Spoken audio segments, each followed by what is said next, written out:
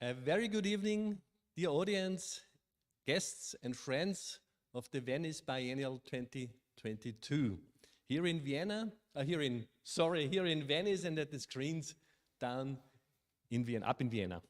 On behalf of Wiener Zeitung, I would like to welcome you to our last edition of the Opera Aperta, which was organized together with the University of Applied Arts, the Akademie of Fine Arts Vienna, and the European Cultural Center.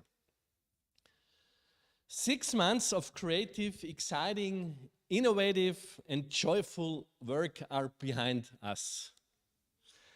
We had a bundle of wonderful and intense colors at our disposal. Great, impressive guests, like tonight, and interactive performances, and a bunch of artistic interventions. We were able to collaborate on workshops that amazed us thematically, and at the same time we illustrated, and they illustrated to us, that the world is endlessly imaginative and creative. We left familiar patterns and paths behind us and tried out new things every time we have been here. We were united, and I tell you deep from my heart, we were united by the power and heartbeat of the arts. This brings me to our last intervention that we will have on the Opera Aperta tonight, a performance with the title, Let's Talk About Death. The performance is by Vanessa Gruber, artist, creativity researcher and art educator, and Pia Schala, designer. The music titled Hello was composed by Franz Russegger. Franz is not here, unfortunately, tonight.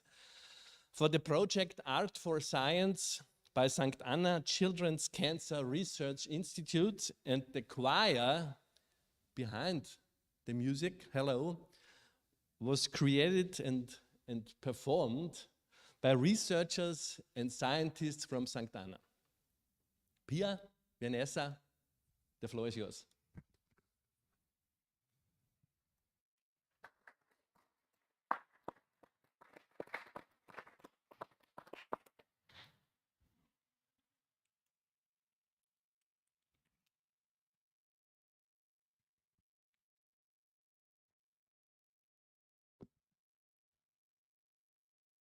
Art for Science against childhood cancer. Art for Science against childhood cancer.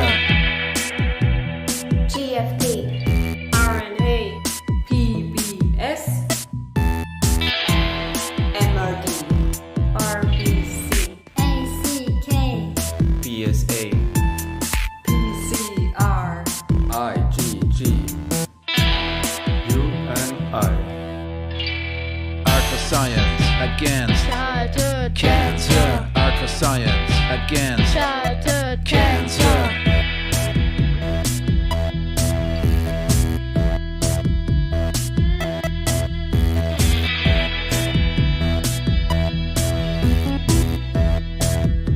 United.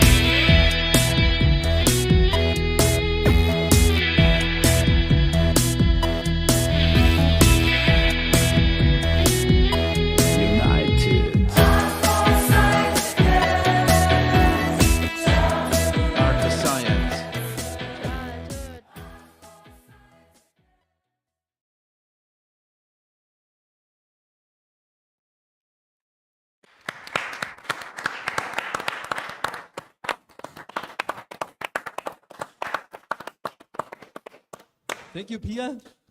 Thank you, Vanessa. Today's topic is dedicated to art and diversity. The question is, can the arts be an impulse generator for new challenges in the diversity and inclusive spectrum beyond these borders, behind all the borders in the future? Namely, in times when humanity is facing one of the greatest global challenges characterized by multiple crises. At this point, I would like to express my thanks to Ruth Mateus-Berr from the University of Applied Arts. She's the head of the Center for Didactics of Art and Interdisciplinary Education. She's the initiator, the head behind everything. She gave us the strengths and she made it happen here. Thank you, Ruth, at our last evening. I want to thank again Georg Russegger from the Academy of Fine Arts. He's the curator and the moderator of the evening. Thank you, Georg. You did a really great job. And to Pia Schaler, also from the University of Applied Arts. And last but not least, to Lucia Padera from the European Cultural Center. She's not here now, but thank you, Lucia. It was the best we can do to be here. Now I want to hand over to Georg, our moderator. Georg, he's the head of the Knowledge Transfer Center of the Academy of Applied Arts of the Academy of Fine Arts. I always give him to Ruth. And he will do his last evening here too, and will do his job in his exciting manner. We know you, Georg. The floor is yours. Thank you. Arrivederci alla Biennale.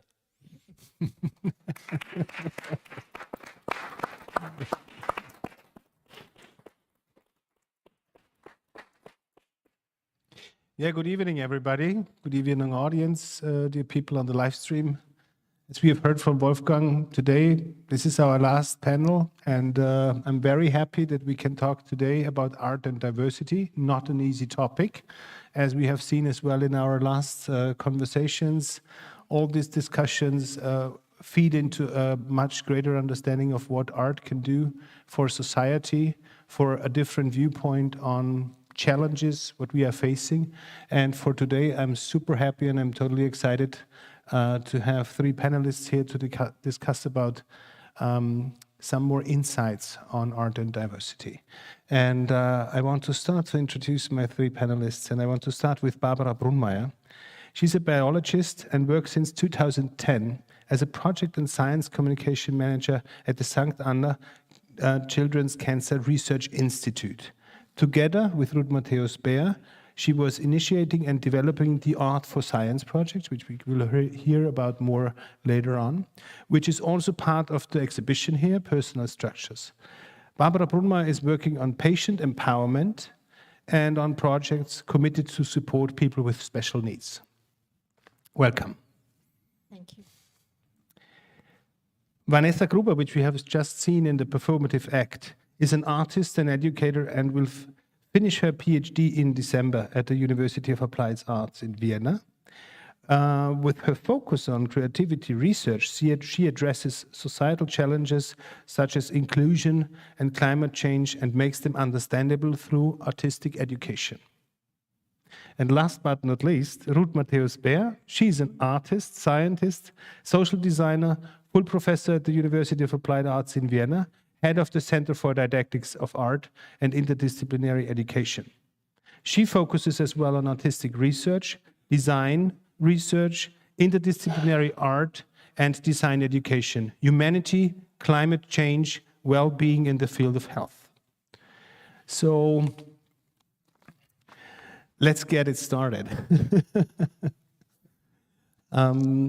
Maybe we do it as we are used to do it here, that we are starting with an opening statement, that we get to know a little bit better your background or your direction. You are looking at this, diversity is a quite diverse topic, let's call it like that. So let's see maybe what is your background or what is your direction you're coming in. And maybe we will start with Ruth Mateus-Berr. Thank you. Well, I was growing up in a very diverse environment and had a very multicultural family framework, you can say, where I learned a lot of respectfulness. And I believe that not everybody has this gift to experience this. And therefore, I think it's very important, especially when you are teaching or if you are training future art educators or design educators, to have this experience about diversity. For example, at our department, we are running seminars and courses on the topic of Black Lives Matters. Next semester, we will work on memorial for Black people, which doesn't exist yet in Austria and in many other countries. And also, let's talk about, if we talk about disabilities, I would rather love to talk with you about abilities and co-ability, because don't we all have disabilities? And isn't it perfect to work in a team together? Thank you very much. It is a very difficult approach when you when you want to mix science and art and diversity. It rarely ever happens. However, the mission of the St. Anna Children's Cancer Research Institute is to improve the survival of children by doing research. And we have managed 2 projects in recent years where art played a major role in both projects, and where we could raise a lot of awareness for minorities and for people with special needs, and we could focus on patient empowerment, which is a very important issue for children with cancer and their relatives. Thank you very much. And Vanessa, please. I see art and diversity from an art educational point of view. So art education not only as in teaching someone the arts, but also or especially in teaching through art. So targeting diversity by means of artistic research, by means of doing art projects, by working together creatively, as we could see here in the performance. And I think this is the way how we as art educators can come closer to such topics as diversity when we see it through an artistic perspective and bring together people by the means of art. Thank you very much. So I think now we learned a little bit more what your background is, and I think art and diversity is not so easy to combine in a sense. So I think this would be super interesting as well for our audience and as well for people on the stream. So understanding diversity, I mean, this is not an easy topic. And on the other hand, I mean, as you have been now explained, from your field of work and from your expertise, what you want to highlight if you're talking about diversity, or what kind of diversity in this sense could be meant. Maybe you can just, now we are in a free discussion, so it's not one by one, just by association. So maybe if I start from the scientific perspective, research on childhood cancer is a very, very small niche. So from the very beginning, to move forward, to get your tasks done, to reach goals, it is very important to work together, to cooperate, not only on a national level, but worldwide, because childhood cancer is a very rare disease. And to find out how to best help the children, you need to work together, no matter where you come from, no matter what you look like, no matter what your private life is. So I think our community is very diverse, and especially in recent years, a lot of effort was done to include all stakeholders necessary to bring our goals forward, which is in the end increasing the survival of all children with cancer all over the world by working together as good as possible and every time, whenever it is needed. And you mentioned especially 2 projects you have been doing in the last years where art has a special focus. Can you explain a little bit more to us what was the artistic element in this project, and what's the importance for the field you're working in? So the first project, which was actually the first time when I was working together with Ruth, which was a great pleasure and still is, art was used as a tool to build an electronic device, an app, which empowers the children to monitor their disease better and to get into better and direct and immediate contact with the clinician whenever it is needed. The second project had a different approach. This was more to raise the awareness to our research, because what we do is extremely difficult to understand for anybody who has no education in medical science or in basic science. And the aim was to put artists and scientists together. The scientists had to explain their work to the artists, and the artists had to translate the scientific work into pieces of art that would be better understandable and graspable for the public, for anybody. So it also helps in a public understanding of science, or in the way of this kind of knowledge or findings are transformed into society to get a better understanding of what the researchers are doing in this field. Exactly, and clearly it is highly relevant to improve science communication, which we learned from the recent experience in the last 3 years. Ruth, you explained to us as well that you are coming from a highly diverse background, and as well a multicultural background. So how is this kind of fueling your understanding of teaching art education, didactics, working with diverse and interdisciplinary groups on different projects, one of this here in Venice? How does this kind of influence your development of art and your view on the art scene? Well, I could mention 2 movies which are running right now in the exhibition. One is about a very close friend of mine who is suffering of Parkinson, and it is about good memories that evoke his well-being, or should evoke his well-being. And another movie is actually focusing on that, what we can learn from people with dementia, because we always try to think as people, or as a society as well, we are kind of afraid, or we avoid illness and death to talk about or to think about. We want to be always young. And actually, you can learn a lot from people with disabilities, because you have to imagine we all are actually, we have our disabilities. And for example, with people with dementia, it's very interesting. I figured out that they are very, they let you experience presence. And I think this is also very interesting regarding the caregiving people, because it's a very difficult work.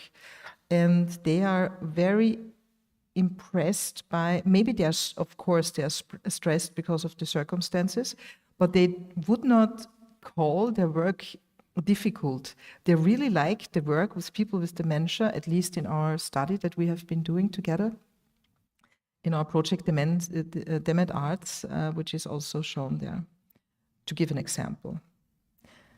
And I think maybe what is also important to discuss, that at university level, I think students need to learn that to collaborate together with different people or diverse target groups, because then in school they have to collaborate with different target groups, so it's very heterogeneous, not only social inclusion, but also inclusion because of disabilities, and also to learn this respectfulness towards everybody. Vanessa, we have just shown or seen as well one of the outcomes of the last 2 days, since there have been several workshops and as well gatherings here in the building, but also outside on the streets with some kind of really interesting elements. Will you give us a little bit more insight, because you're coming as well from the creativity research, you're doing your PhD, so how is that connected to your research and to your artistic practice? What I've noticed is, while doing these projects, while working with people from all different kinds of backgrounds, for instance, yesterday we had 2 workshops with a group of people that came from different parts of the world, that had different age groups. Some people had disabilities, others hadn't. We all had different kinds of expertise and interests. And we as a group yesterday worked together, and we had planned 2 workshops. One workshop was called Turning the World Upside Down, Let's Celebrate Life. And the other one was called Let's Talk About Death. And this was the plan. We planned to celebrate life and to talk about death. We did not know if we will celebrate life and if we will talk about death. And during the workshops yesterday, maybe to give a more feeling of how it worked, for instance, we dressed up in colorful clothing. We looked fantastic, and we turned on loud music, and we walked through the streets of Venice, and we were dancing and we were celebrating, and people were interested in us. I think we are on more than 100 Instagram stories right now. But of course, we sometimes had to adapt to our plans. We sometimes had to move a few steps forward and some back, because how the group worked, how we felt, how we noticed each other, we had to change our plans. We had plan A, B, C, and in the end we did plan X and Y, and a plan there's no number for. And we had to be spontaneous, and we had to open up a space we had to give room and time for the people participating. And we had also had to be dynamic in what we do. And while we did that, I noticed that this exactly is the description of what creativity is, or what a creative process is.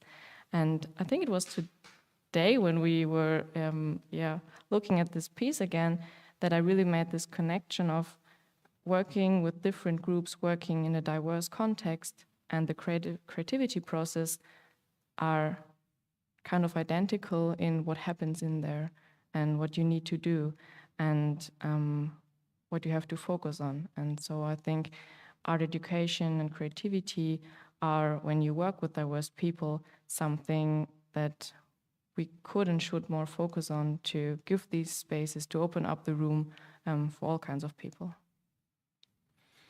I'm curious now. I mean, working in a group on the streets, wearing strange masks and stuff like that. So how does it feel then? Because we always make this distinction between disabled so is this in a group when you're acting together on the street, and anybody on the streets will immediately think, oh, this is a crazy group? Is it then so important who is like disabled or challenged, who is not, or is this somehow blurring in the group? So what's your, just a glimpse of an experience, because it sounds so interesting and funny. I think that's something I would say, all felt yesterday, that it did not matter at all where we come from, what struggles we have, what background we have. We were kind of blurring together, and what made us really strong, I think, we felt protected in this group. The group protected us, even though we were doing something that's totally new, that's totally something I would normally be afraid of. If someone told me, go dancing through the streets of Venice, dressed up in colorful clothes, I would say, maybe not. But yesterday it felt empowering, and it felt great, because we all could, as Ruth said, work together with the abilities we have. And it was a moment of co-ability and not a moment of disability. Right. I think this is a brilliant term, the co-ability, using instead of disability. So focusing on the cooperation or this co-development. I think now here we're coming in the question and context of learning. How can we learn, but also how can we unlearn our routines, how to deal with each other, having our strict formats of how a cooperation should be or should happen. So maybe you can talk a little bit about this learning environments that we are kind of entering here. Yes, if I may, I would like to mention this, that actually we learned, our big topic is about unlearning. So if you work together with people with different backgrounds and different abilities, you believe you are an expert, and you believe you can come with your project and you can do your project with other people. You can realize your project with other people. And what we had to learn, that we had to unlearn, because you cannot have expectations. And by doing art, you have to learn that you cannot force people to meet your expectations. And isn't this very interesting, as we're living in times where we don't know what will happen? Isn't this actually the crucial point in our transformational area now? This is for me very, very important, that we cannot calculate what will come next, and we have to unlearn and to get in a different way, learn together. Unlearning for me was to stop to believe that you can teach and step one step behind, and then start to learn together with the people you're working with. And this is, for me, counts for actually for every target group we are working with in our art educational fields.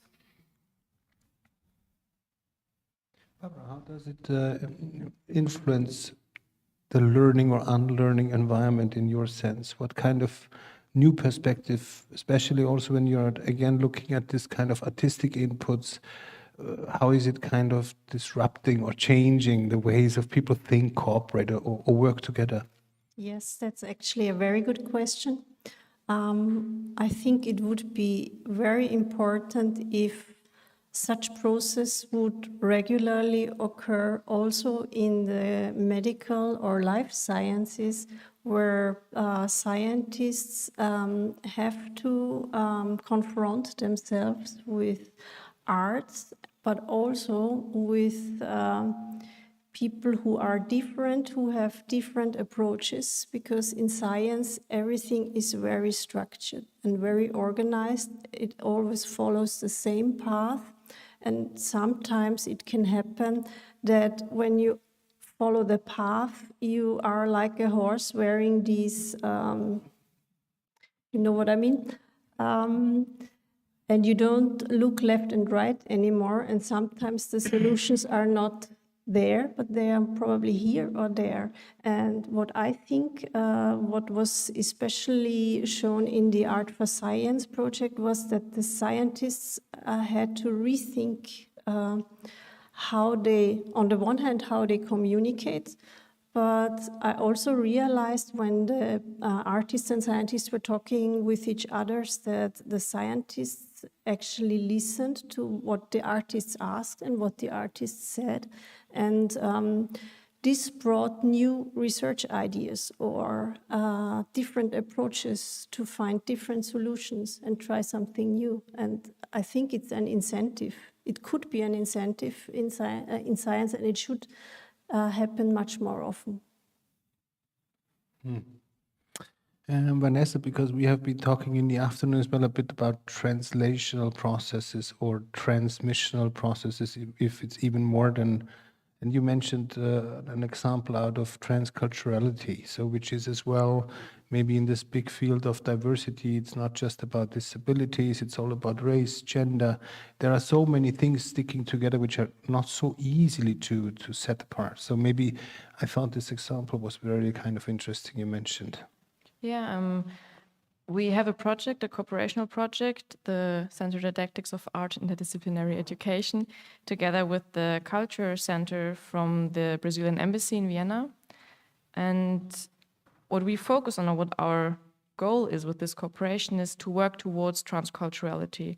Transculturality as in the sense of not cultures living next to each other separately, like if we imagine culture 1, culture 2, culture 3, maybe looking at each other, maybe talking to each other, but not really interfering. And transculturality wants to make this wants to make cultures interfere, to learn from each other, but also to learn together, to have this sense of being together, this common base working together on.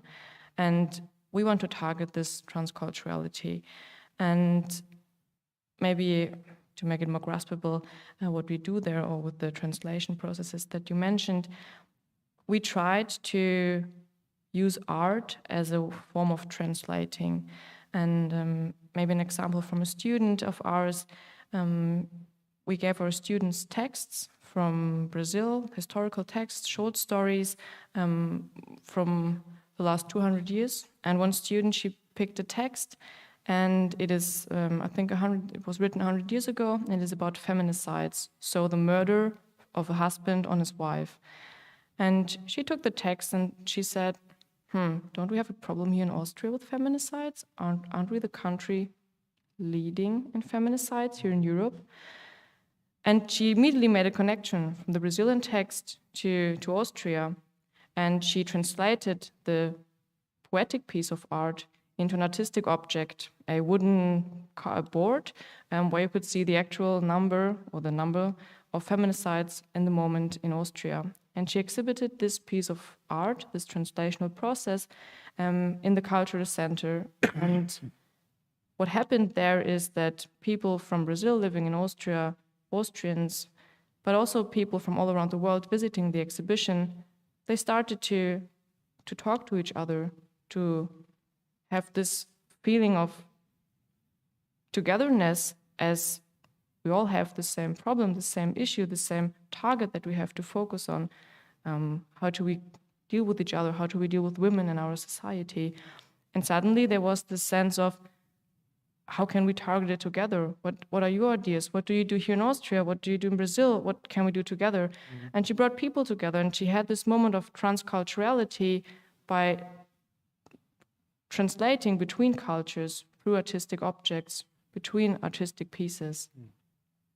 And I think this, in the sense of diversity, leads to more feeling who's next to me, who's there, who are we as a culture, and what do we all need from each other, and how can we work and live together and learn from another. How could this lead to how to do that? I mean, learning and training, and we mentioned already, and so many things are based on experience. Again, coming back to the opening statement of Ruth, the experience to be in a multicultural background, to really get in touch with these kind of things. I mean, we struggle not only in Europe, I think globally, still with a lot of stereotyping. We have a very fixed understanding how a person is when she is disabled, when she is transgender, and stuff like that. So how can art here help as well, maybe in the form of training environment, of getting to know things like that, coming closer to that? Don't be afraid of it. I think the first thing would be to empower people from diverse cultures and also from diverse skin colors and backgrounds into our society. I think if you look at our society, it was actually very difficult in Austria that women became or they could get leading roles in our society and at institutions, and it's still a little bit a fight. So we have to thank a very famous politician, Johanna Donald, that it became possible that women are in the field of academics. And this was really crucial. So I remember also I had myself an experience like that, because I was one of the first women, actually the first women in the Austrian senates of universities. And this is actually very interesting to have this quote number.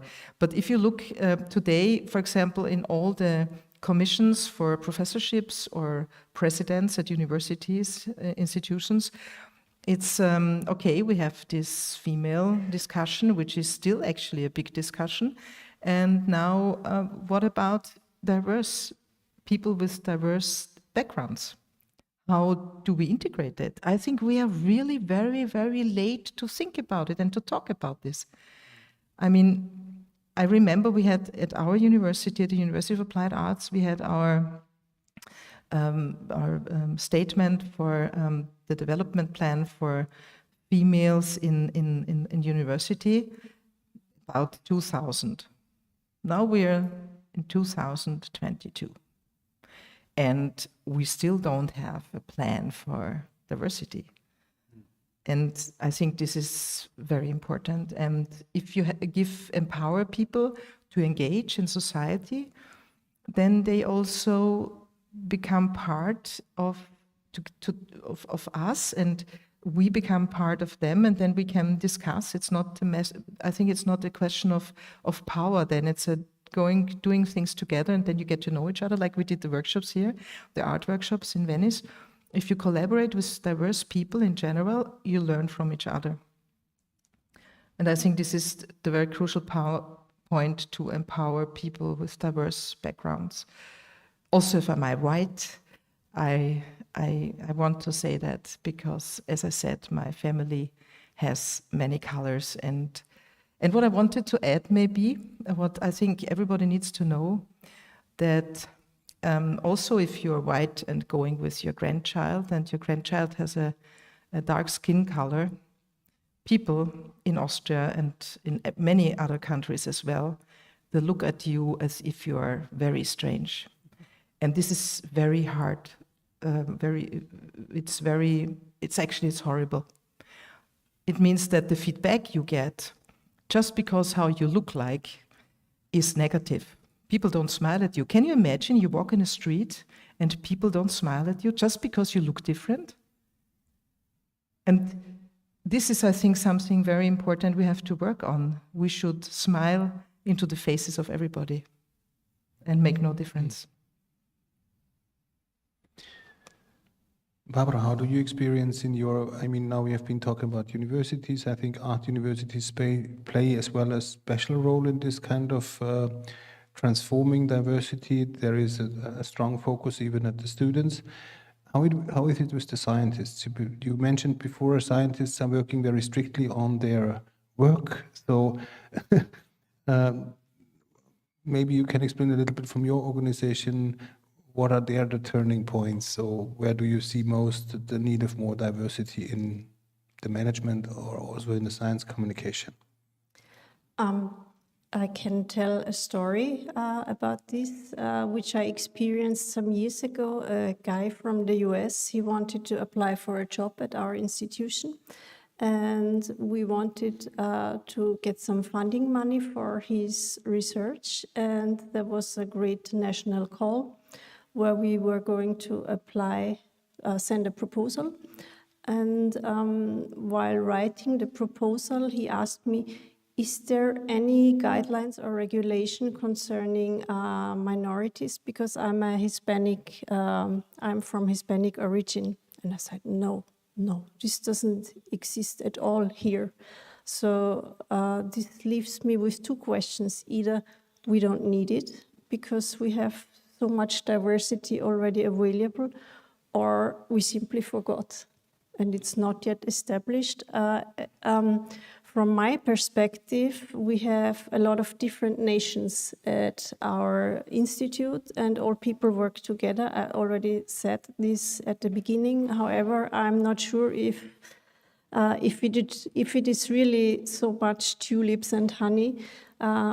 Maybe Ruth is right, and it was simply never considered so far.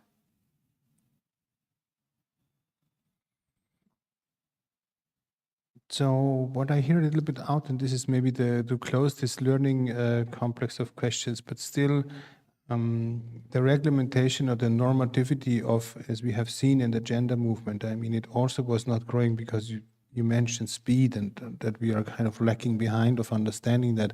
So in a way we have this blueprint of how it worked with the gender empowerment. So do you think there is a possibility as well, first of all, to work really on this, as you mentioned as well, to have a rule to do that, first of all, that to bring people stronger into that, and afterwards then it becomes more normal or intuitive to think about diversity, or even to dig deeper into different forms of diversity, as we have heard now? I think maybe a rule is good to start with, because also with us women, it did not work in a different way. At the beginning, there was the rule. And for example, in Austria, if you would take a man who is equal qualified than as a woman, you would have to write and discuss and argue why you preferred the man. And this was because of this special rule. So I think we need a rule to integrate people from diverse backgrounds. And if I'm speaking from diverse backgrounds, I'm speaking about all kind of different diverse backgrounds. And this is actually also a little bit maybe very difficult, because I was wondering why we needed so much time to think about it, or why it was so difficult also to fight at universities to have this diverse statement or rule or paper, or still don't have. Yeah, and I think it's because it was such a hard battle and fight to get these rights for the women that actually and we still did not win it yet completely. So we need still to fight for it. And so now we have to divide our fight maybe with other groups, but maybe this empowers us as a group. I would think this could be a big possibility that we can open this up, this rule, and integrate this rule. I mean, in Austria, we never had apartheid. I remember I was talking with a black-collared friend of us, and he told us that he was the only black guy in a white school in the United States, and he was not allowed to go to special week, summer week. And this would never happen in Austria, to give you an example. But in Austria, of course, we have very heterogeneous classrooms in schools. And this is also sometimes very difficult because of the respect of each other. And I was talking recently also with a very good friend of us, and we were sharing the topics that actually we both went to schools where it was, for example, very normal that people with disabilities have been in our classrooms. And if you grow up like this, you don't wonder why people are different, looking different, are different. And this was something which was a very important, crucial point in our education. And I think if this is not yet lived like that, so it's not even to discuss this, but to live it. I think maybe it's too much talked about it. We have to live it. We have to live with disabilities, and we have to learn not to look strange at people who are maybe different. It's the same very famous example when you see somebody maybe a little bit irritated at wanting to pay at the co-op or wherever, and these people seems to be distorted or confused, and to know that maybe this person has an illness. And actually also to talk about death, some people say, why do you think about death? Actually, to become ill can happen to all of us. I mean, every minute. So why are we so strange to people who look different, who have maybe some what we call disabilities? Why is this happening? Maybe I will come back to the question, why does art have a very special spark in this understanding? If you go through the exhibitions here in Venice, if you go through the exhibitions here at the ECC, I think there is plenty of perspectives, projects, people who are dealing with the issue of diversity, and from very different viewpoints, from different cultural backgrounds. So in a way, it seems that art has a very special position in here, maybe because of the freedom of art, maybe because of the display function, but also of this kind of unorthodox way of showing how that could actually be becoming a life form and not so much a training form or a learning environment. A role model. I love that what you're saying, because actually art is a role model for our society concerning diversity. So let's dig into that a bit deeper, because if art is a role model, so role models it's in a way it's a bit of a pressure for role models normally, because because they have to bring it into society, they have to broaden it up. Maybe coming from a more personal perspective from your backgrounds is as well, what kind of future visions do you see? What kind of potential, if you agree that art is and could be also in the future a role model for diversity, how could that be, so to say, in a way broadened up, become closer to more communities? Or is it already okay how art is dealing with the fact that we just have to wait and observe that everything is going fine? Now it's a bit of a controversial question. I would say, for example, in schools or in education in general, also at tertiary level at universities, I think we have to understand that art is actually the core subject in schools. Because if we're talking about transformation today, until all these curricula will be in schools or at universities, that we aim to change society and react to the transformation in our time, I think there will be years. So I believe we have to focus and put art in the central role of the school curricula. Because why? Because we're working on the personality. And I was talking before about the importance of training and attitude. Actually, what we are talking about today is an attitude. We are talking about how is our attitude towards different people of society? How is our attitude on different challenges of our society today? So I think this would be a crucial point, one of the crucial points. I think that art does have a universal language that is already inclusive, that art does not differentiate who is doing it, who is holding the pen, who is drawing here. Art doesn't care. Or art is happy with everyone, let's say it more positive. And what I think is that art has the possibility to open up a space for everyone, and art teaches us how to deal with moments that we cannot anticipate, how to deal with uncertainties. Art often is, we start something, we work something together on a project, but we don't know the outcome, we don't know what's going to happen. And to be able to deal with that, to withstand the urge to always have this fixed plan that we cannot have as a society, art teaches us how to deal with these uncertainties, with these moments of not knowing, with these moments of crossing maybe a border, continuing, feeling togetherness. I think this is what we can learn through art and what we can learn for our way of living with each other in a society, in a diverse society. I remember in the afternoon, as well as a creativity researcher, you had also some critical remarks on the systemic elements of how this can be embedded in artistic education or education of art teachers. Will you as well see some kind of things which we really should change in a systematic approach to come closer to that what you just posted? I think what I said in the very beginning, this correlation of creativity and working together as a diverse group, living together as a diverse society, I think that creativity there plays a crucial part because it teaches us all the things I mentioned right now.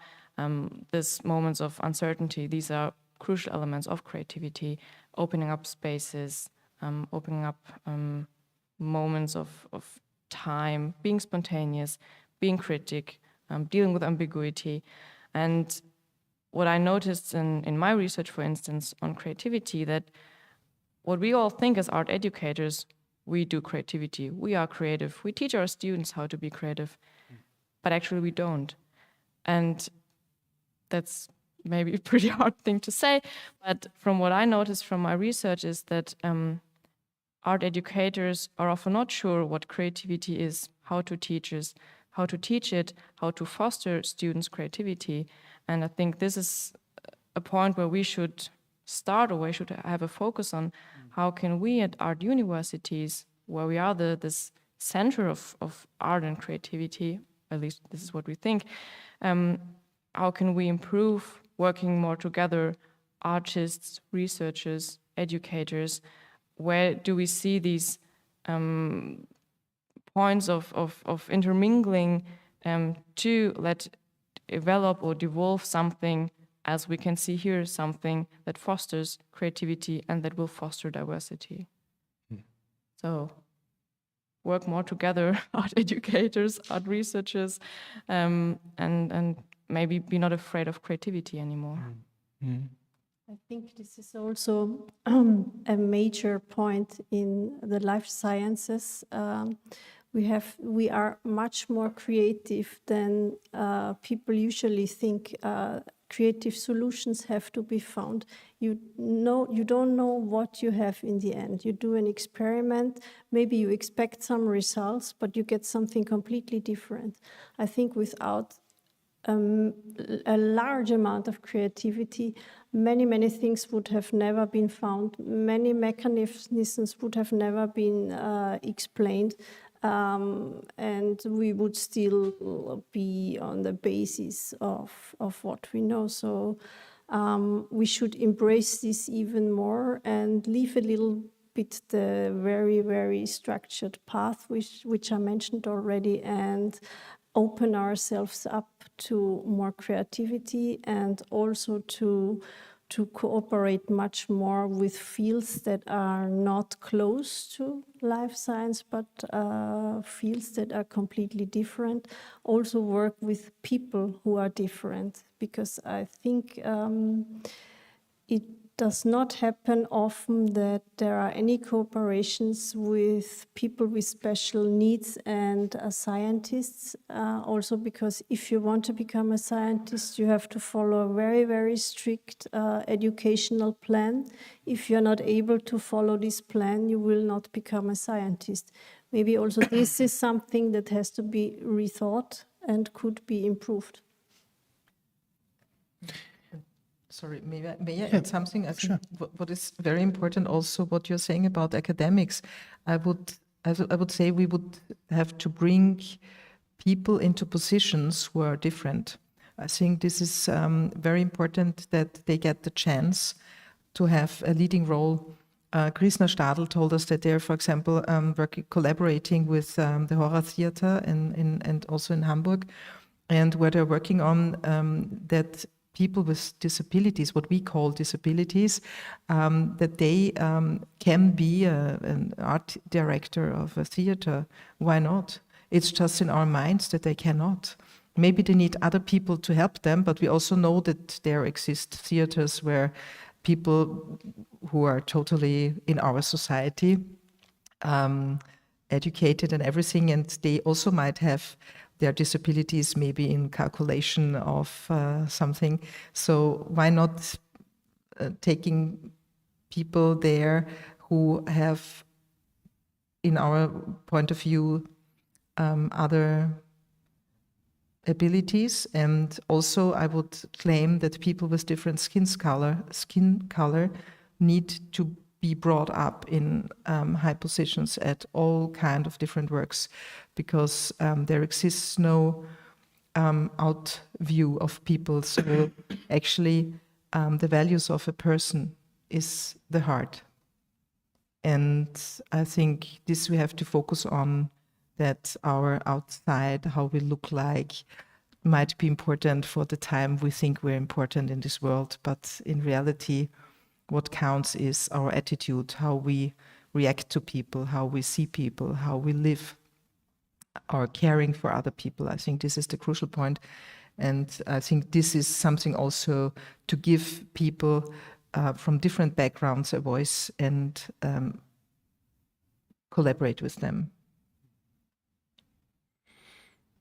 This brings me to the final round, and this is actually like now the tricky point is like the call to action. If we kind of identify really that art and artistic fields have already a very specific role on showing diversity levels, also addressing challenges. From your point of view, what would be the call for action to bring art and or for diversity better out of the box of art, closer to the goals where what we have been discussing today? And I'm asking you, everybody, like each of you, for kind of what would your call for action be for that as a wish or a goal?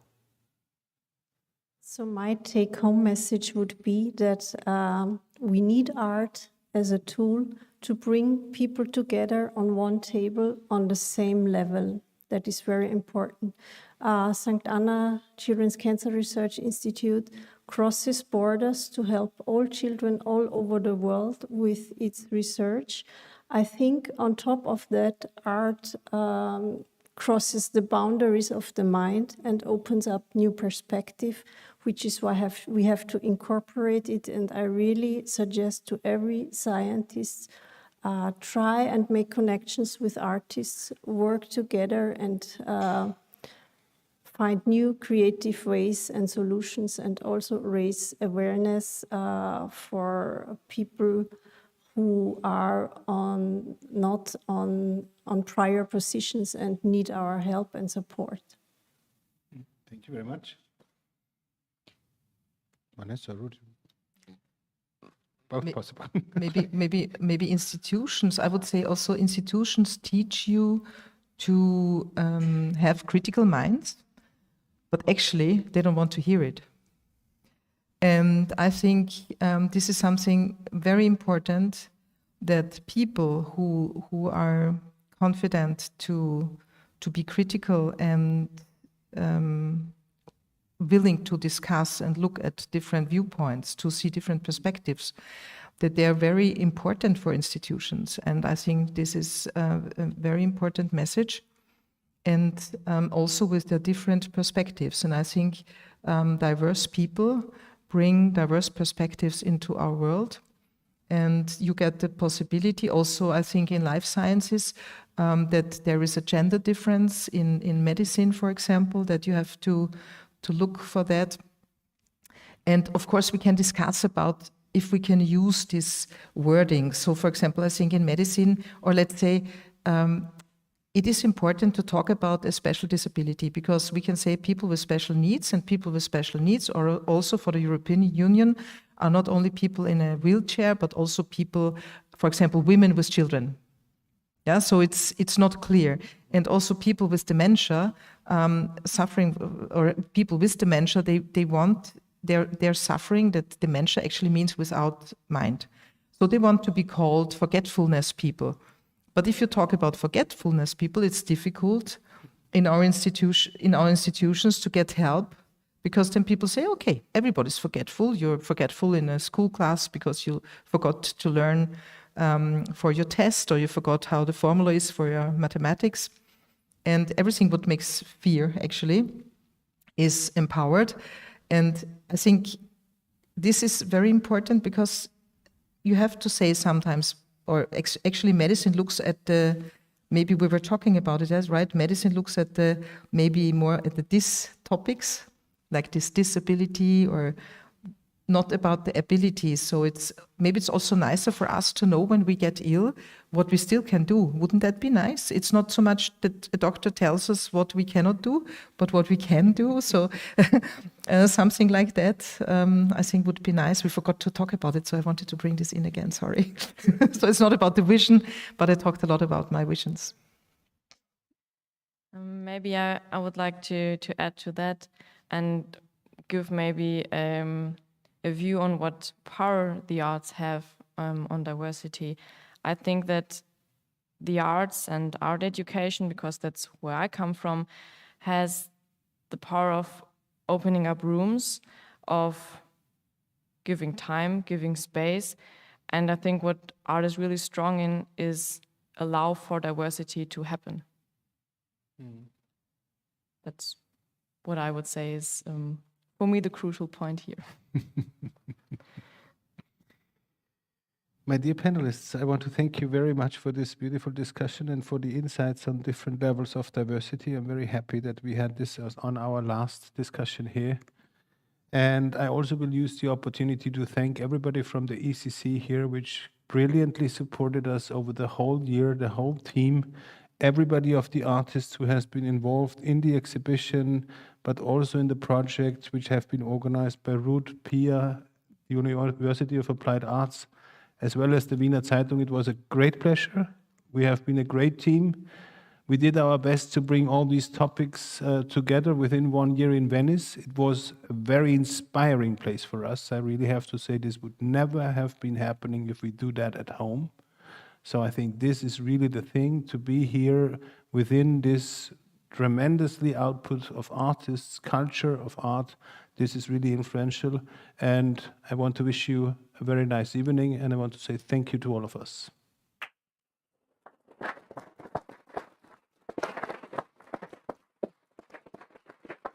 Thank you.